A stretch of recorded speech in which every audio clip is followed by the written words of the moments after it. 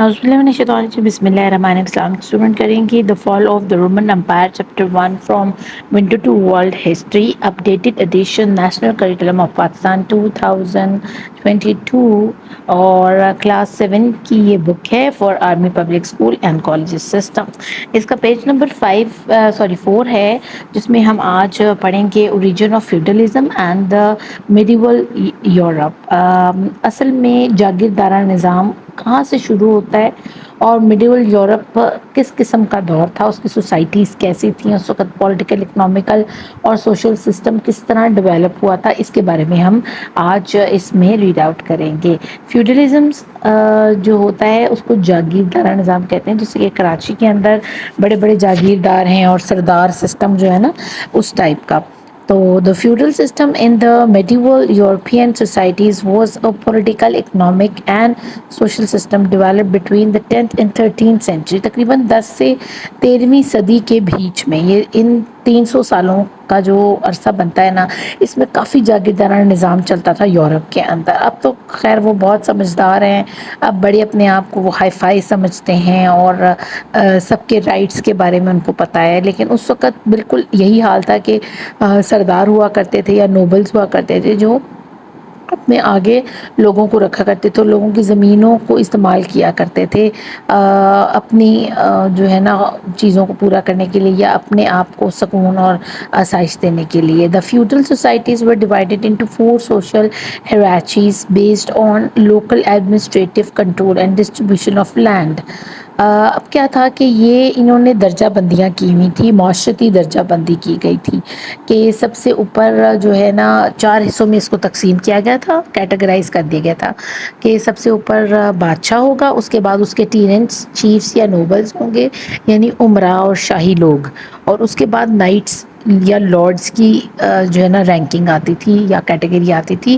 اور یہ میں پکچر آپ کو دکھا رہی ہوں، یہ اس ٹائپ کے نائٹس ہوا کرتے تھے، اپنی اپنی طاقت اور اپنی اپنی عقل مندی اور اپنے اپنے جو ہے نا بیہیویئر اور ایٹیٹیوڈ کے حساب سے ان کو جو ہے نا وہ آپ سمجھ لیں کہ ایوارڈ دیا گیا تھا کہ یہ نائٹس ہیں، اور اس قسم کے وہ کپڑے پہنا کرتے تھے.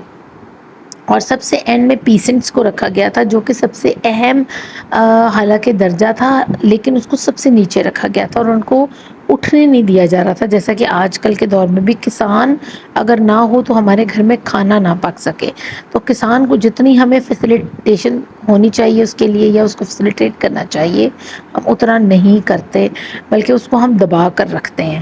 تو یہی سسٹم یورپ میں بھی میڈیول کے اندر چل رہا تھا جو کہ 300 سال تک قائم رہا. اور ہیراچی کس کو کہتے ہیں؟ ایک درجہ بندی کو، جس میں ہم سب کو کیٹیگرائز کر دیتے ہیں اعلیٰ سے جو ہے نا کمتر کی طرف. تو جو تھرڈ اب انہوں نے جو آگے لکھا ہے اس کی ڈسٹریبیوشن کیسے ہوتی تھی کہ the kings, the nobles, the knights and the peasants, each hierarchy was linked to the other in different ways. اب کنگ جڑے ہوئے تھے ٹیننٹ سے اور ٹیننٹ جڑے ہوئے تھے نائٹ سے اور نائٹ جڑے ہوئے تھے پیسنٹ سے. پیسنٹس کون تھے؟ کسان. اب ان کی آپس میں کس قسم کی ریلیشن شپ کیسے بنتی تھی وہ ہم آگے یہاں ریڈ آؤٹ کریں گے. جو سب سے پہلا اس کا درجہ ہے وہ ہے the kings. تو the kings were at the top of the hierarchy. The king was answerable only to the church. آپ کو میں نے پہلے بھی بتایا تھا یہ میڈیول یورپ کا جو پہلا لیکچر ہے نا وہ سیم یہی ہے، لیکن کیونکہ یہ بک اپڈیٹڈ ایڈیشن میں آتی ہے تو میں نے کہا بچے کنفیوز نہ ہوں کہ وہ تو پرانی بک کے پیجز نظر آ رہے ہیں تو نئی بک میں سے ٹیچر نے کیوں نہیں کروایا. تو ہے سیم چیز، یہ میں سب بہت تفصیل سے بتا چکی ہوں. یورپ میں جب ڈارک ایجز کا دور تھا نا بچوں، تو اس وقت وہاں پر صرف چرچ کی سنی جاتی تھی، اور چرچ اتنی پاور میں تھا کہ بادشاہ بھی چرچ سے پوچھ کر کام کیا کرتے تھے. اور وہاں کی ملٹری کمزور ہو چکی ہوئی تھی، لوگ جو ہے نا تنگ آ چکے ہوئے تھے بیجا ٹیکسز کی وجہ سے. تو اب کنگ جو ہے نا وہ سب سے اوپر والا درجہ تھا ہیراچی میں، اور وہ صرف اور صرف چرچ سے جو ہے نا جواب دہ ہوتا تھا کہ اگر کوئی کام وہ ایسا کرتا تھا تو وہ چرچ سے اجازت مانگتا تھا کہ میں نے یہ کام اپنے ملک میں کرنا ہے تو مجھے اجازت دیں. They owned all the land but as it was not possible for them to control the entire land, they therefore they kept some part of the land for themselves and gave the rest to the nobles. اب کیونکہ بادشاہوں کے پاس بہت زیادہ زمین ہوا کرتی تھی، بڑے بڑے علاقے، بڑی بڑی جگہیں، اسٹیٹس تھیں ان کے پاس، تو اس اتنی ساری زمین کو اکیلے سنبھالنا بادشاہ کے لیے مشکل ہوتا تھا. تو وہ کیا کرتا تھا، اپنے شاہی خاندان اور شاہی لوگوں میں اور عمراء میں، جیسے وزیر اور اس طرح کے باقی جو عہدے ہوتے ہیں نا، ان لوگوں کو وہ لینڈ ڈسٹریبیوٹ کی ہوئی تھی، اس نے بانٹی ہوئی تھی. اور وہ کہتا تھا کہ تم سال کا یا مہینے کا مجھے جو ہے نا اس کا ریٹرن دو، جو جو تم اگا رہے ہو، جو جو کر رہے ہو، وہ تم شاہی خزانے میں دو گے. اور اپنے لیے وہ تھوڑی سی زمین رکھتا تھا جس میں وہ اپنے کوئی بھی چیز وہ کر سکتا تھا. The king provide help and support to the nobles and protected them. اس کے علاوہ کنگ نہ صرف زمین دیتا تھا ان کو فصلیں اگانے کے لیے، فروٹس اگانے کے لیے، بلکہ وہ ان کو سپورٹ بھی کرتا تھا، یعنی بیج دے دینا اور فصل کے لیے پیسے دے دینے، اور فصل کی رکھوالی کے لیے نائٹس کا ارینجمنٹ کر دینا. نائٹس کون ہے؟ ایسے دلیر لوگ، جیسے میں نے بھی آپ کو یہ پکچر دکھائی تھی، گھوڑے پہ بیٹھا ہوا، ہاتھوں میں تلواریں اور نیزے پکڑے ہوئے، یہ اس دور کی سمجھ لیں کہ پولیس تھی. تو یہ جو ہے نا بادشاہ دیتا تھا نوبلز کو کہ وہ ان کا خیال رکھتے تھے. اس کے ساتھ ساتھ انہوں نے یہ کیا کام کیا تھا بادشاہ نے، کہ to avoid rebellions the land were given in different parts of the country. کسی بھی شاہی وزیر کو یا شاہی بندے کو یا عمراء یا نوبلز کو وہ ایک ساتھ ایک ہی جگہ پر زیادہ زمین نہیں دیتا تھا، اس کو بانٹ بانٹ کے ایک علاقے میں، ایک دوسرے علاقے میں، ایک تیسرے علاقے میں، اور اسی طرح باقیوں کو ایک مکس اپ کر کے نا، تاکہ کسی کے پاس ایک وقت میں زیادہ زمین نہ آئے اور وہ اس پر قبضہ کر کے ریاست نہ بنا لے اپنی. تو بادشاہ بھی بڑے چلاک ہوا کرتے تھے اس دور کے نا، وہ تھوڑے تھوڑے ٹکڑوں کی شکل میں پوری کنٹری میں پھیلا کے زمین دیا کرتے تھے کہ تمہیں یہ میں نے زمین دی ہے پوری کنٹری کے اندر، اس کا خیال رکھو. تو نوبلز بیچارے اسی چکر میں پاگل رہتے تھے، اور ان کو اتنا ٹائم ہی نہیں ملتا تھا کہ وہ کوئی بغاوت کر سکیں یا ریبیلین کی سائڈ پر آ سکیں. The nobles were responsible for providing soldier for the king's army especially during war.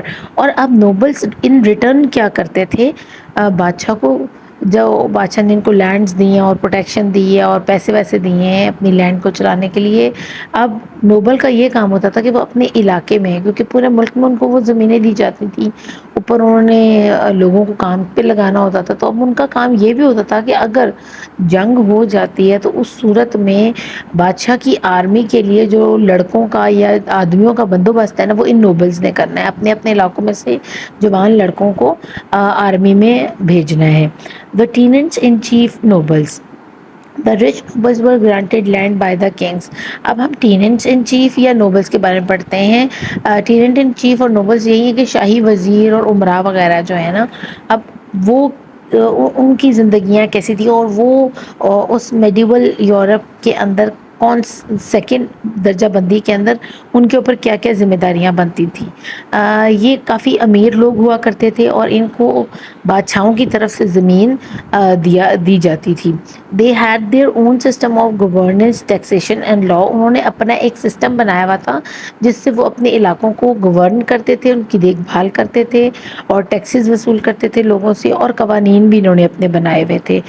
They minted their own coins. اور اس کے علاوہ انہوں نے اپنے اپنے سکے جو ہے نا بنا کر رکھے ہوئے تھے اپنے، یعنی ہر کوئی اپنی اسٹیٹ کا سکہ استعمال کرتا تھا، وہ سکہ دیکھ کر ہی پتہ چل جاتا تھا اس کوائن کو دیکھنے سے کہ جی یہ کون سی ریاست سے آیا ہے یا کون سے علاقے سے یہ بندہ آیا ہے. The nobles were expected to protect their lands and the people who work for them. اب نوبلز کی ذمہ داری تھی کہ ان کو جو زمینیں دی گئی ہیں وہ اس کی پروٹیکشن کا خیال رکھیں، اور ان لوگوں کی پروٹیکشن کا بھی خیال رکھیں جو ان زمینوں پر فصل اگاتے ہیں، جیسے کہ پیسنٹس وغیرہ. Different officials were deputed to keep a check on the workers and peasants. اب بہت سارے اب اسی پروٹیکشن کے وجہ سے بہت سارے افسران انہوں نے ڈپیوٹ کیے ہوئے تھے، ان کو نوکریاں دی ہوئی تھیں تاکہ وہ ورکرز اور پیسنٹس کے اوپر نا نظر رکھتے تھے کہ یہ اپنا کام ٹھیک سے کر رہے ہیں کہ نہیں کر رہے، ساتھ ان کی پروٹیکشن بھی کرتے تھے اور ساتھ ان پر نظر بھی رکھتے تھے. There were checks and balance to regulate the whole system. اور چیک اینڈ بیلنس سسٹم چل رہا تھا.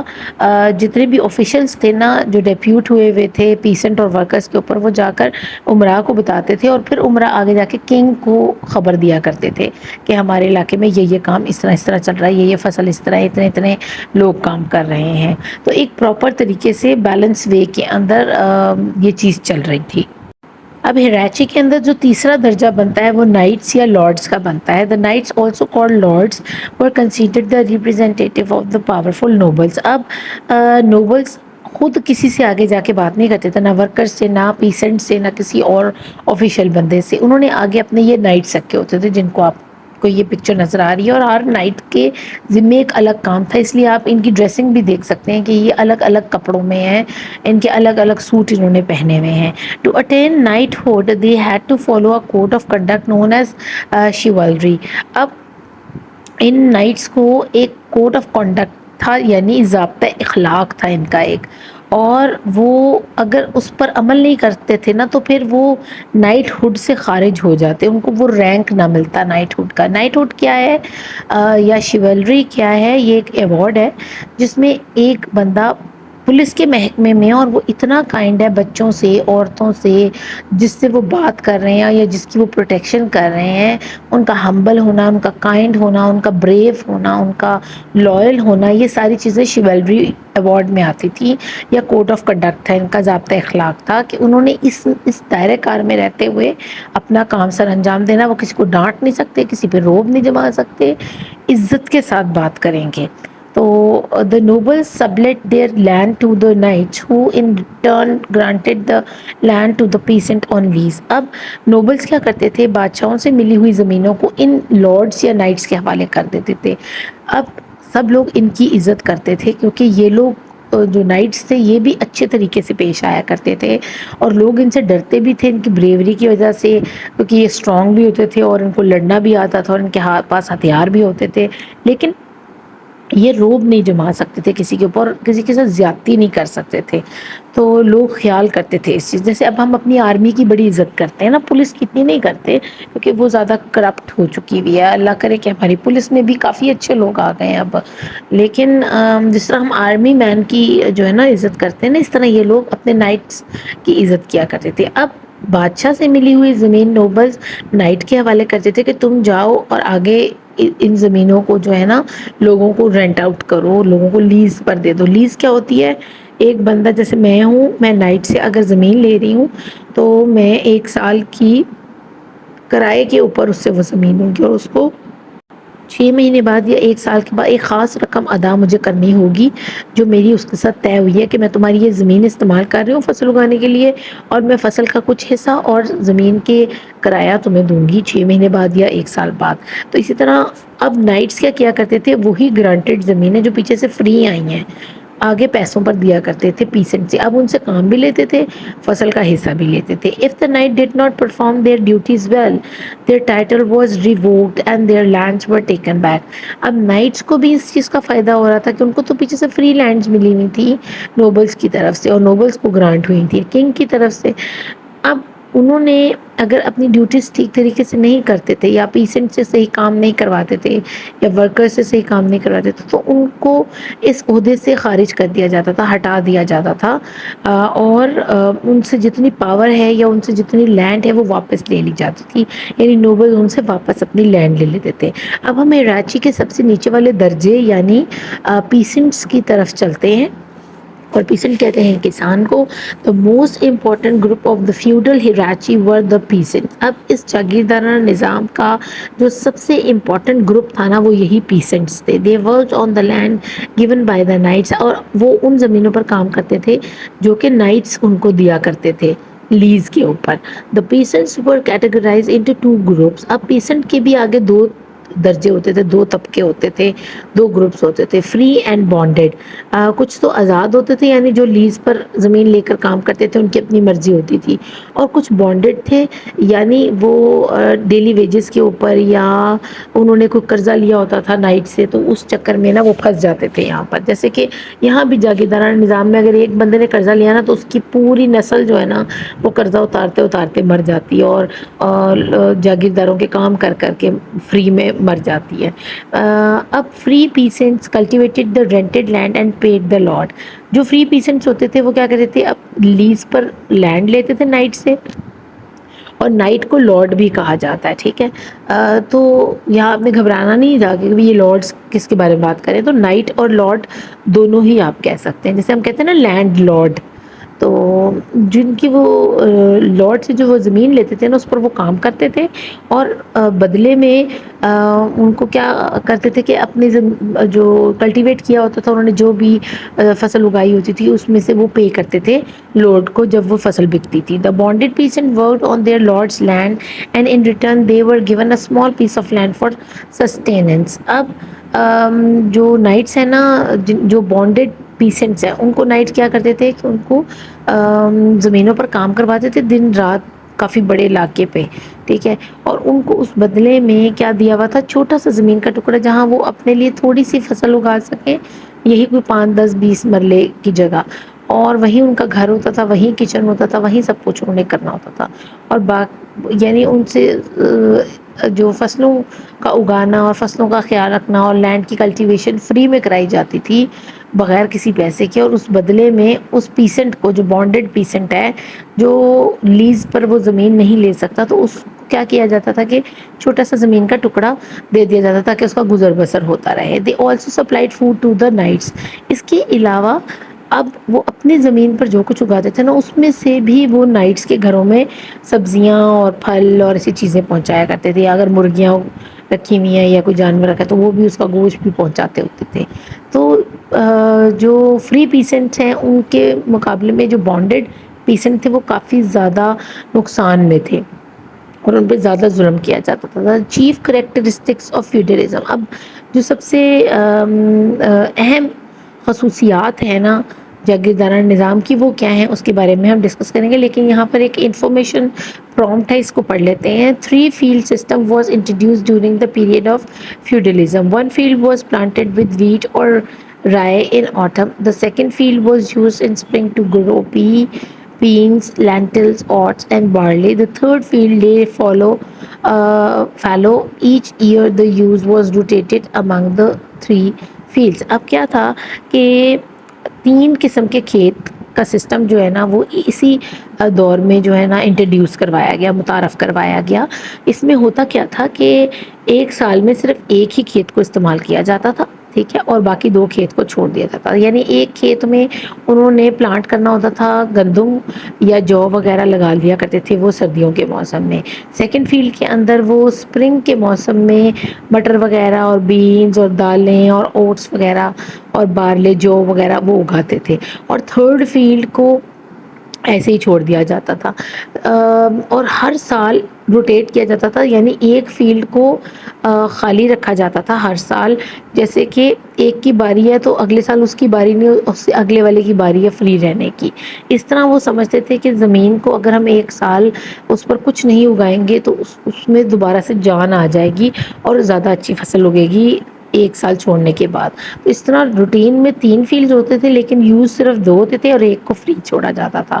اور ہر سال اس کو روٹیٹ کیا جاتا ہے اس چیز کو, یعنی پچھلے سال جن فیلڈز کو استعمال کیا گیا ان میں سے ایک فیلڈ کو فری چھوڑا جائے گا اگلے سال کے لیے.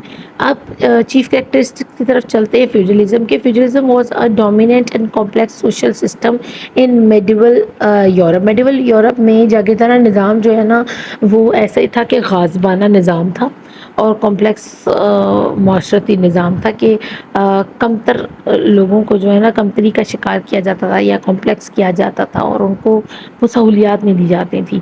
اور زیادہ تر جو آسائشیں تھیں وہ امراء کے لیے تھی. There were different types of relationships in feudal society especially in medieval France and Germany. اب دیکھا جائے فرانس اور جرمنی میں جو ٹائپ آف فیوڈلزم سوسائٹی ہے نا آپس میں کافی ملتی جلتی, ان کا ایک دوسرے سے بڑا گہرا تعلق ہے. کیونکہ میڈیول کے دور میں یورپ کے اندر جرمنی اور فرانس میں دونوں میں ایک ہی طرح کا فیوڈلزم چل رہا تھا, ایک ہی طرح کا جاگیردارانہ نظام تھا.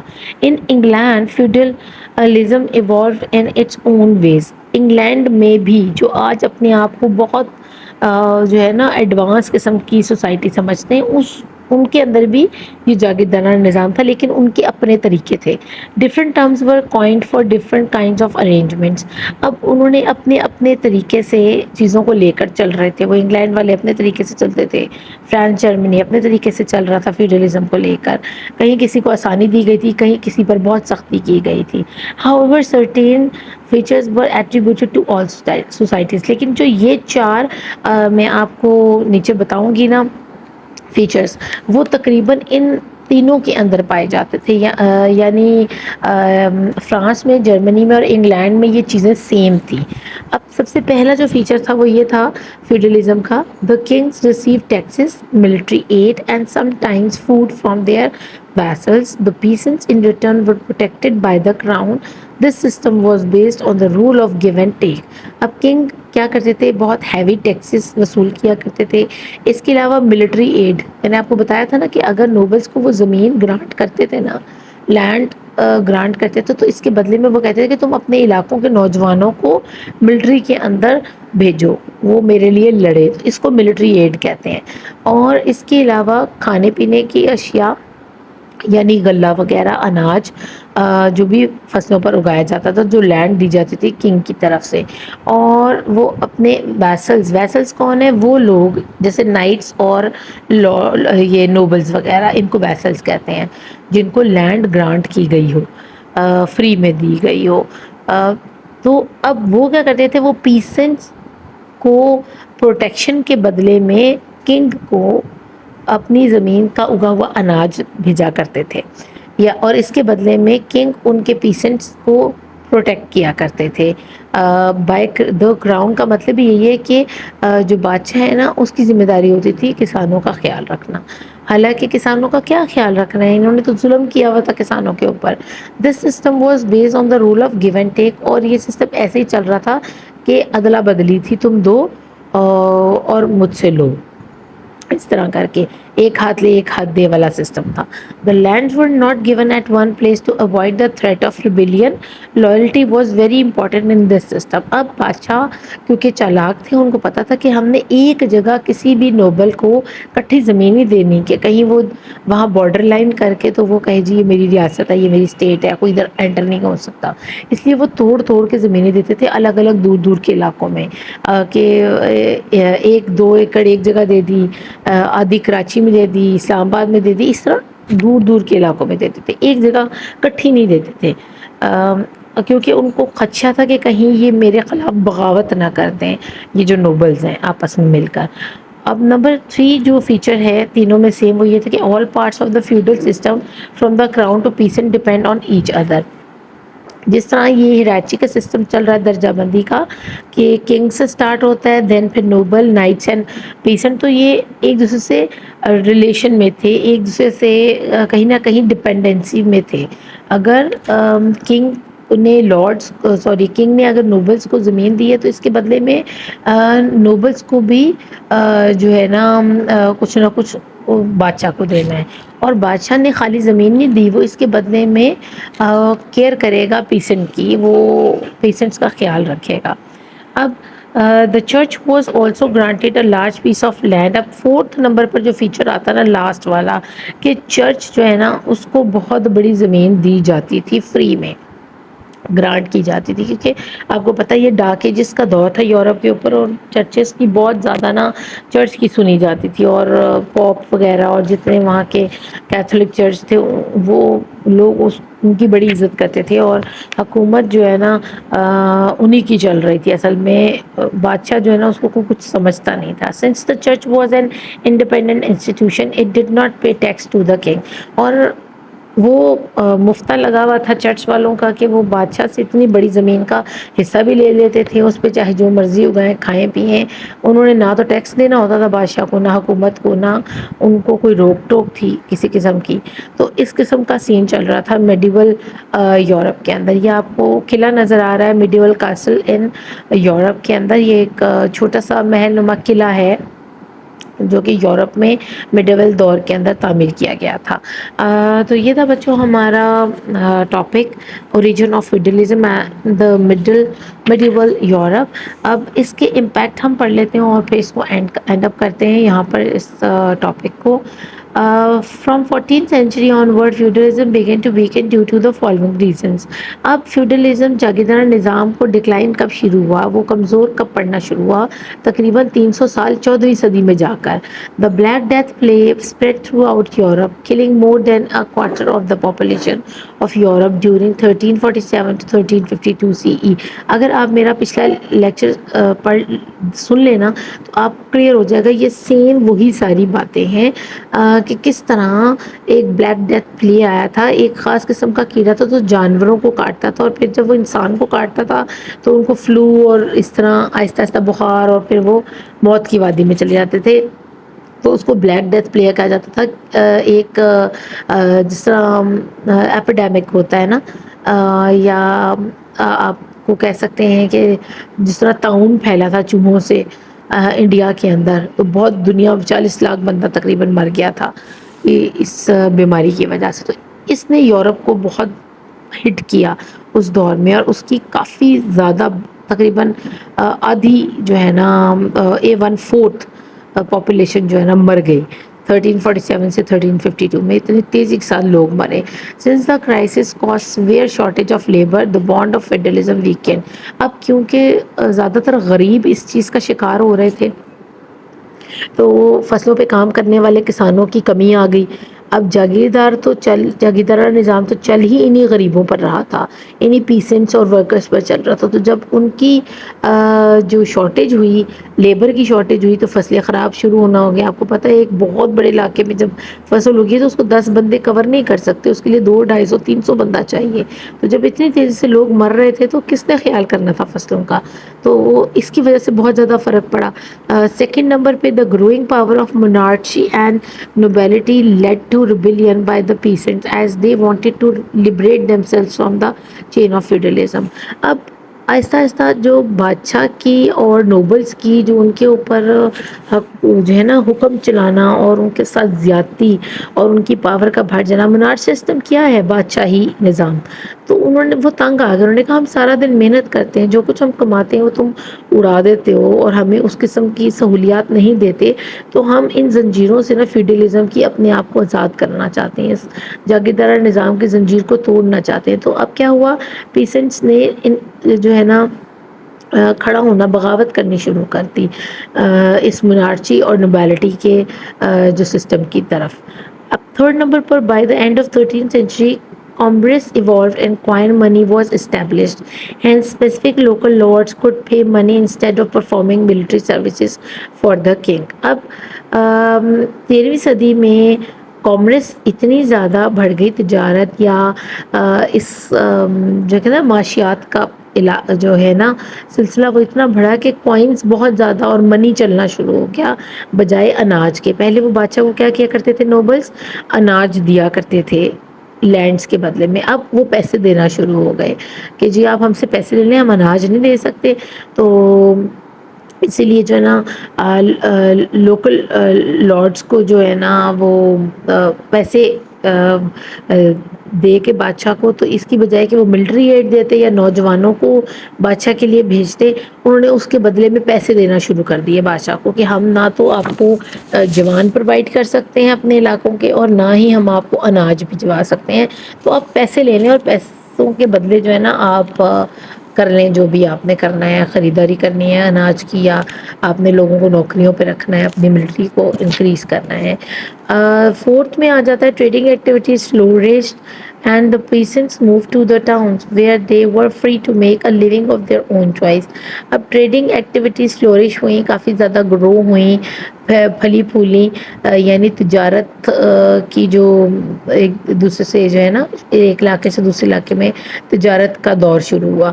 اور اس طرح پھر کسانوں کو فائدہ ہوا اس چیز کا کہ وہ اپنے گاؤں سے اٹھ کر قصبوں کی طرف آ گئے.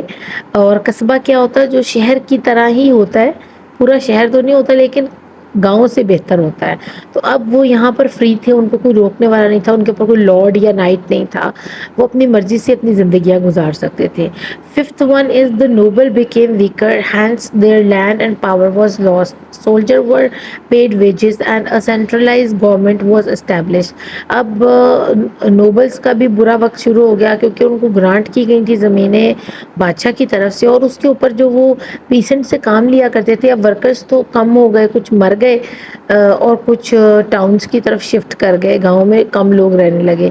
تو جب گاؤں میں کوئی رہے گا ہی نہیں تو فصلوں کو کون سنبھالے گا. تو اسی طرح نوبلس کی پاور بھی آہستہ آہستہ کم ہونا شروع ہو گئی. اس کے علاوہ سولجرز جو نائٹس تھے, ٹھیک ہے نا, ان کو بھی پیسے ملنا شروع ہو گئے ملٹری کے اندر. تو انہوں نے کہا بھی ہم یہ کام کر لیتے ہیں بجائے اس کے کہ ہم لارڈس کی زمینوں کو کی رکھوالی کریں, ہمیں یہ جچتا نہیں, تو ہم بہتر یہ ہے کہ آرمی میں نوکری کر لیں, وہ زیادہ بہتر ہے. ہمارے وہاں سے ہمیں تنخواہ مل جاتی ہے, اچھی بلی ہماری گزر بسر ہوتی ہے, تو کیا ضرورت ہے ہم فصلوں کے اوپر کھڑے ہوں اور اتنا سارا کام کریں. تو اب سینٹرلائز گورنمنٹ بھی ایک بن گئی, جو الگ الگ پہلے گورننس چل رہی تھی ان نوبلس کی, انہوں نے اپنے اپنے علاقوں میں اپنی گورنمنٹ اور اپنے ٹیکسیشن اور اپنی جو ہے نا لا بنائے ہوئے تھے, اب وہ ختم ہو گئے. اب پورے یورپ میں ایک سینٹرل گورنمنٹ بن گئی, جس کی وجہ سے جو ہے نا عمرا کا جو راج چلتا تھا وہ ویک ہو گیا. یہاں پر میں آپ کو انفارمیشن پراپٹ میں بتا دوں کہ دا بلیک ڈیتھ پلیئر کیا تھا, was brought to Europe by the Mongol invaders. Mongol لے کر آئے تھے جو حملہ کیا تھا, جنہوں نے یورپ کے اوپر اسی دوران, اور وہ اپنے ساتھ یہ بیماری لے کر آئے تھے, یہ پلی لے کے آئے تھے. Most historians believe that it was caused by germ that infected black rats and the disease spread to human by the fleas that lived off those infected rats. اب ان کے خیال میں جو اس دور کے تاریخ دان ہیں نا, جو ہسٹری لکھنے والے ہیں, انہوں نے کہا کہ جو منگول ہیں وہ اپنے ساتھ یہ بیماری لے کر آئے, اور وہ چوہوں میں وہ بیماری پائی جاتی تھی, اور اس انفیکٹڈ چوہے کے اوپر جو بھی مکھی یا کوئی کیڑا یا آپ کو پتہ نا کتوں کو وہ پڑ جاتے ہیں, عجیب سی مکھیاں ہوتی ہیں کتوں کے جسم کے اوپر, اس ٹائپ کی مکھی جو ہے نا یا مچھر ٹائپ وہ بیٹھتی تھی ان چوہوں پہ, ان کا خون پیتی تھی, اور وہی جا کر کاٹ لیتی تھی انسان کو. تو وہ ٹرانسفر ہو جاتا تھا disease from rat to human, اور اس کی وجہ سے لوگ جو ہے نا مرنا شروع ہو گئے تھے. انفیکٹڈ ریٹ کے اوپر بیٹھے ہوئے کیڑے نے کاٹ کر تو جا کے وہی کیڑا انسان کو کاٹ لیتا تھا. It is also possible that due to poor hygiene, the disease rapidly turned into an epidemic. Whatever the truth, the causes of the plague were not identified because of lack of knowledge about germs at that time. اس وقت کیونکہ micro organisms یا bacteria یا germs یا viruses کے بارے میں لوگ اتنا پڑھے لکھے نہیں تھے, نہیں جانتے تھے. اور میں آپ کو بتاؤں یورپ تو ویسے ہی جہالت کا شکار تھا, یہ تو اب جا کے انہوں نے اپنے آپ کو ایڈوانس کیا اور بڑے سمجھدار اپنے آپ کو ظاہر کرتے ہیں. اس وقت تو یہ بالکل ہی گھٹیا قسم کے لوگ تھے, جاہل قسم کے اور گندے, اور 200 دن نہاتے نہیں ہوتے تھے. تو پور ہائیجین کی وجہ سے بھی, صفائی نہ ہونے کی وجہ سے بھی یہ زیادہ تیزی سے اس بیماری کا شکار ہوئے, اور یہ ایپیڈیمک بن گیا. یعنی پورے علاقوں کو یہ لپیٹ میں لیتی تھی بیماری. ایک وقت میں 2-3 ہزار بندہ اس کی لپیٹ میں آتا تھا. تو بچوں یہ تھا ہمارا دا fall of the Roman umpire کا ٹاپک, فیوڈلزم. امید ہے آپ کو اس کی اچھے سے سمجھ آئی ہوگی. اپنا خوب خیال رکھیے گا. Thank you for watching. اللہ نے کے پاس.